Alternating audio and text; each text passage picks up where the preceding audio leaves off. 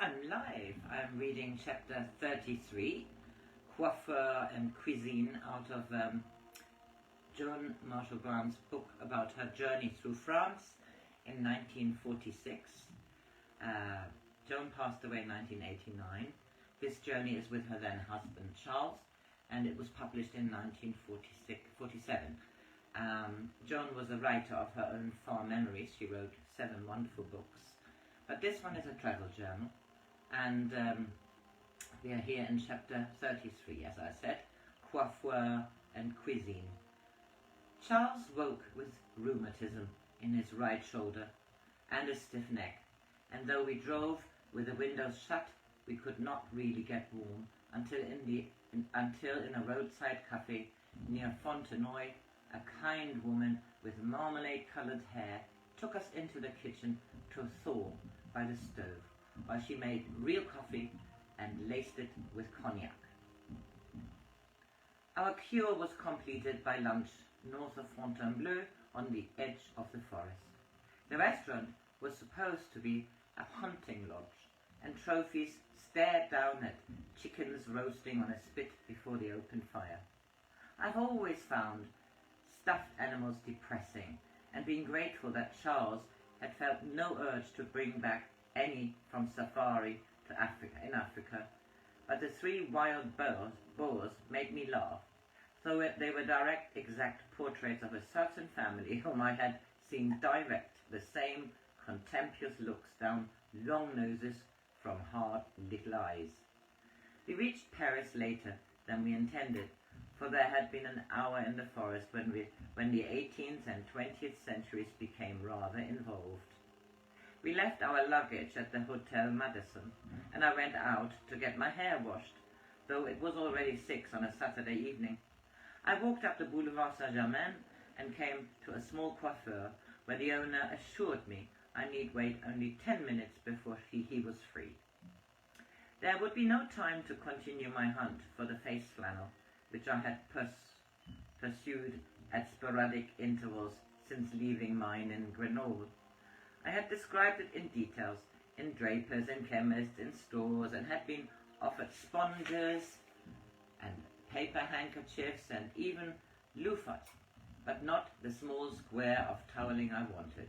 I consulted the hairdresser, suggesting that lavette might be the name for my hopes.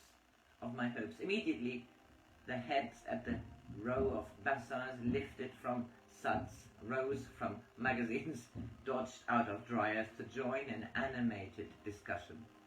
One thing was soon clear. It was not lavette I required, for that was a rag used for cleaning the WC. Why did I want it? I said feebly that I used it to wash my face. Why not use lotion, for soap was so bad for the skin? Perhaps, but I was too idle to take so much trouble. Then surely a sponge. But soap was unfair to the sponge. They smiled at me and each other, so anxious to help, although I was obviously mad.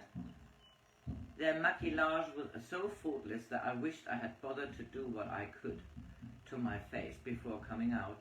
A girl with a pompadour which would not have been out of place at the court of Versailles addressed the others on my behalf. They must realize how distressed I was. It was necessary to give the problem every attention. Consider their feelings had they lacked lipstick or eye black. They must think hard. Was there still time to find a shop open if I went to the right bank? Fortunately, there was not, or else I think I should have had to go there at once. I became a little embarrassed. Had I asked for a tourniquet to close a several artery, they would hardly have displayed more sympathy. I gratefully relapsed into the anonymity of suds and towels and hoped that no one noticed my hairdo was so uninspired.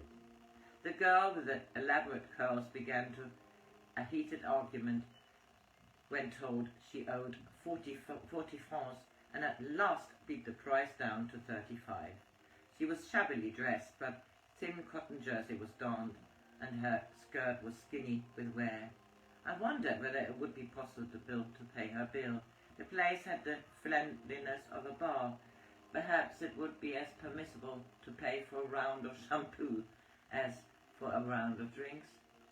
I pictured her pitiful economies as she saved up for this great occasion. Perhaps only 2 hours ago her hair had been dull as my own. Still hesitant, I watched her count out the francs from an old black purse. She walked over to the row of packs, which I had not before noticed. She put one on her coat. It was the most magnificent chinchilla I had ever seen. The hairdresser winked at me. She's a clever girl, that one. She works at the Folie and makes a lot more than her salary, but she is thrifty and will never be poor when she's old. When I got back to the hotel, I found the room had already ceased to be impersonal, for Charles had bought me a vase of Breton pottery in an antique shop and filled it with many carnations.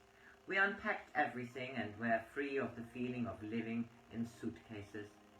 It is an admirable quarter, he said happily. Already I have found a good brasserie which specializes in oysters. They are displayed in hampers outside on the pavement, and it would be unwise to ignore such a chance.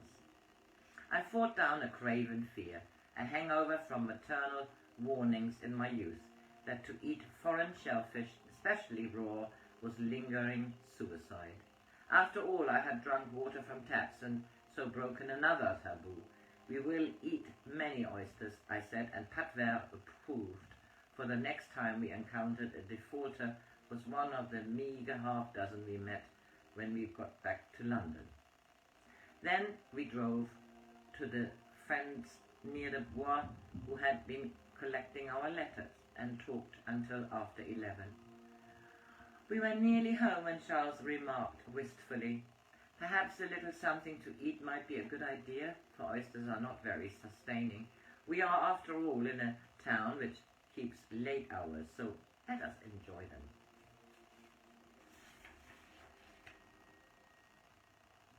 In the Boulevard Saint-Michel, we found the Mât de la Chèvre d'Or, where, though the upstairs restaurant was already empty, they gave us a tornados,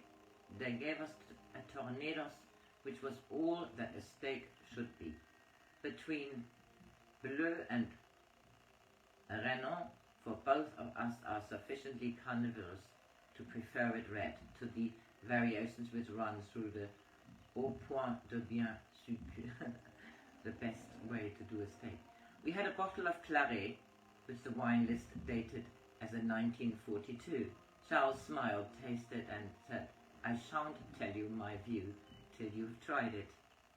After due care, I replied with courageous conviction, "Surely it is at least 30 years old."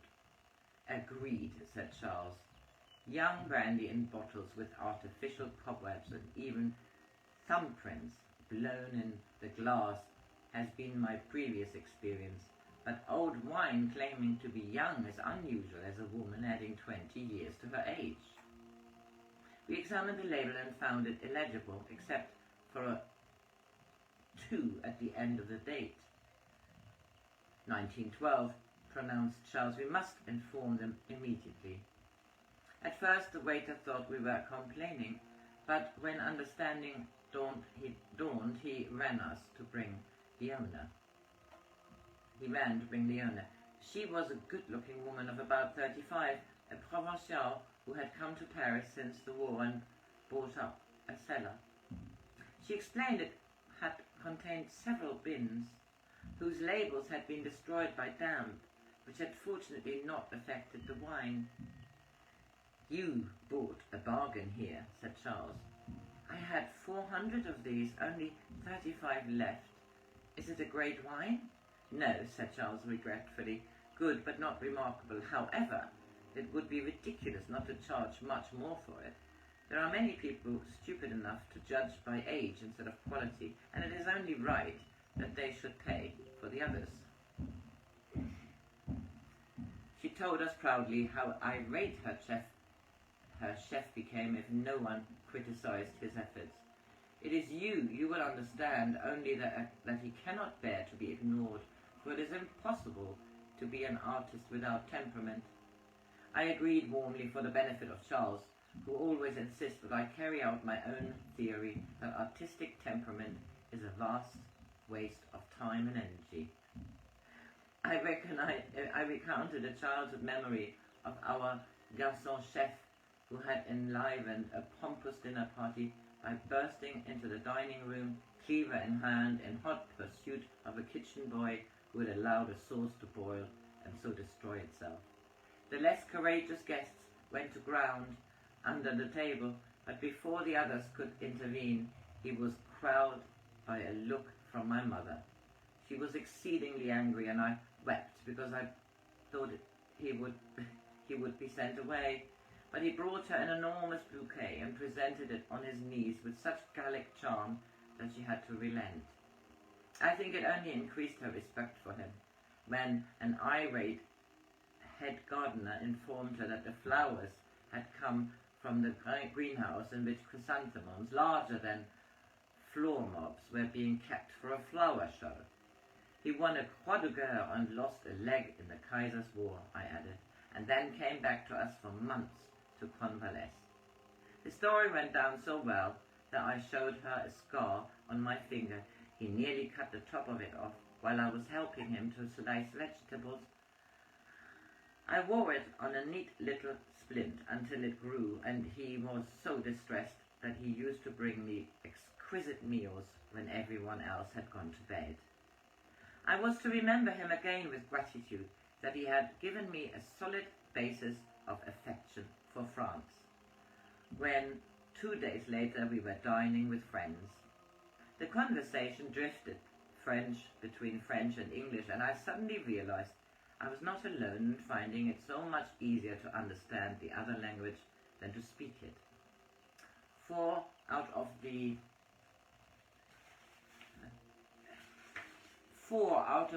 7 guests, the other 3 were bilingual, as were our hosts, admitted that they had endured English governesses whom they disliked so intensely that it would obviously have been a loss of face to speak their language. But we couldn't stop them talking to us, they said. Did yours all have heavy moustaches and warts on the side of the nose like my mademoiselle's? But of course, and did yours make you wear long gaiters so that they could nip bits out of your calves with the button hook, and hit your head with a hairbrush and wrench out the tangles? And make you learn verbs and write lines? Mine tried to make my bull terrier sleep in a kennel instead of under my eiderdown, I said, convinced that I had produced the worst crime against this subtle fifth column who had worked against Franco-British unity. But our hostess, who, judging by the dinner we had just eaten, must have the best chef in Paris, produced the final condemnation of the race of La Gouvernante.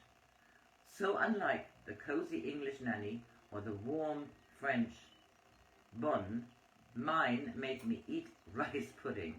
The company was hushed with horror. So the next one is a high Sunday. Today is the 21st of January, 2025.